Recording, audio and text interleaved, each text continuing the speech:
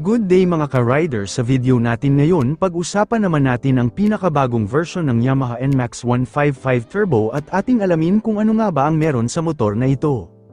Pero bago tayo magsimula, ako nga pala si Mr. L Vlog TV, gumagawa ng motorcycle review, at kung gusto mo ng ganitong content ay maaari kang mag-subscribe at mag-follow sa aking mga social media accounts para lagi kang updated sa mga videos ko. Maraming salamat at simulan na natin.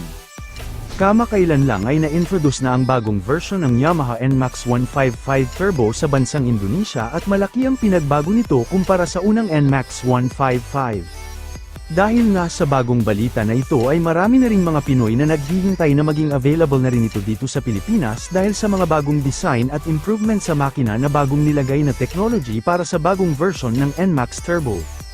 Ipinagmamalaki ng NMAX Turbo ang isang assertive, sporty, at disenyo ng Maxi Yamaha DNA, na ginagawa itong isang standout sa market ng scooter.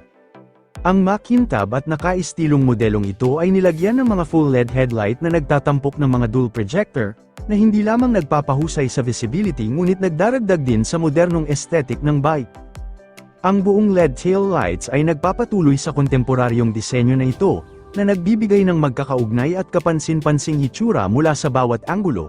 Bukod pa rito, ang NMAX Turbo ay may kasamang multi-infotainment display, na tinitiyak na ang mga sakay ay may access sa mahalagang impormasyon at mga opsyon sa entertainment sa kanilang mga kamay.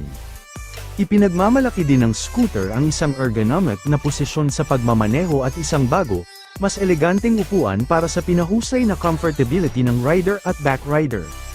Pinapatakbo ito ng pinakabagong henerasyong Bluecore 155cc VVA engine, fuel injection, 4 valves, single overhead cam, at kaya naman mag-produce ang makina nito sa maximum power na aabot sa 11.3 kW at 8,000 revolutions per minute, at may maximum of torque naman na aabot sa 14.2 kW at 6,500 revolutions per minute. May oil capacity naman ito na 1 liter para sa turbo variant at 0.9 liters naman para sa neo variant. May fuel tank capacity naman ito na 7.1 liters at ang pinakabagong technology na nilagay ni Yamaha ang Yamaha Electric CVT o YECVT, at ito ang pinalit sa traditional conventional CVT.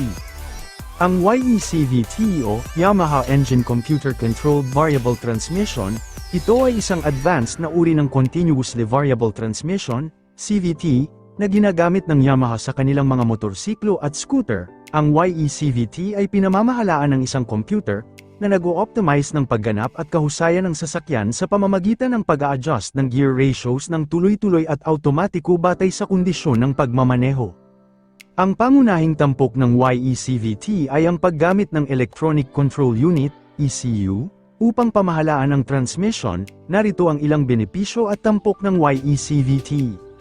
Smooth shifting, ang YECVT ay nagbibigay ng mas maayos na pag-transition sa pagitan ng gear ratios, na nagre-resulta sa mas komportableng pagmamaneho. Improved fuel efficiencies, dahil ang system ay patuloy na nag-a-adjust ng optimal gear ratio, ito ay tumutulong sa mas magandang fuel efficiency. Automatic adjustments, ang electronic control unit ay nag-a-adjust batay sa bilis ng sasakyan, load, at iba pang mga kondisyon, na nagre-resulta sa mas magandang arangkada at acceleration. Reduced maintenance, ang YECVT ay karaniwang nangangailangan ng mas kaunting maintenance kumpara sa traditional manual transmissions dahil sa mas kaunting mechanical parts na prone sa wear and tear. Enhanced performance, sa pamamagitan ng optimal power delivery, nagbibigay ito ng mas mahusay na acceleration at overall performance.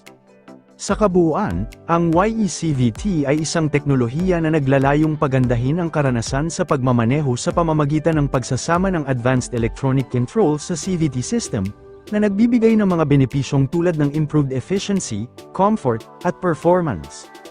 Punta naman tayo sa features ng motor na ito. Pagdating sa kanyang headlight ay naka-full LED headlight butterfly design na may dual projector para sa magandang visibility na pagmamaneho lalo na sa gabi, at pansin natin na mas premium, sporty at aggressive looks na ito dahil malaki ang pinagbago nito kumpara sa mga unang modelo. Pagdating naman sa taillights ay naka-full LED taillights na rin ito at naiiba na din ang design dahil nasa baba na nakalagay ang signal lights at naka-split na ang taillight design at mas premium nito tignan. Pagdating naman sa suspension sa motor na ito ay gumagamit pa rin ito ng front telescopic fork habang sa likuran naman ay naka-dual shock absorber sub-tank unit swing. Ang braking system naman ng motor na ito ay parehong disc brake sa unahan at likod with dual-channel ABS at equipped na rin ito ng TCS o traction control system para sa safety features. May size naman ang unahan na gulong na 110/70 by 1348P tubeless at sa likod naman ay 130/70 by 1363P tubeless tire. Pagdating naman sa starting system ay gumagamit na ito ng keyless entry with answer back key system at anti-theft alarm. Pagdating naman sa panel gauge ng motor na ito ay mas advanced na ito dahil naka-TFT display na ito at may navigator at marami pang iba na makakatulong sa iyong pagmamaneho. Equipped pa rin ito ng Yamaha Y-Connect. Ito naman ang variations na pwede ninyong pagpilian. Turbo Tech Max, Ultimate Turbo Tech Max, Turbo Neo S version. Neo version.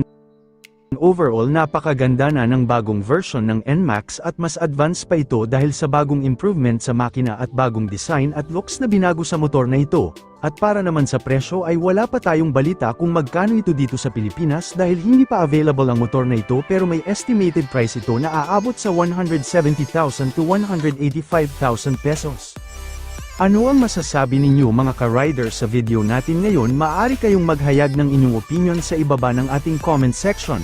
Sana nagustuhan nyo ang video natin ngayon at huwag kalimutan mag-subscribe sa aking YouTube channel at paki-follow na rin sa aking mga social media accounts na Mr. L Vlog TV para lagi kayong updated sa mga videos ko.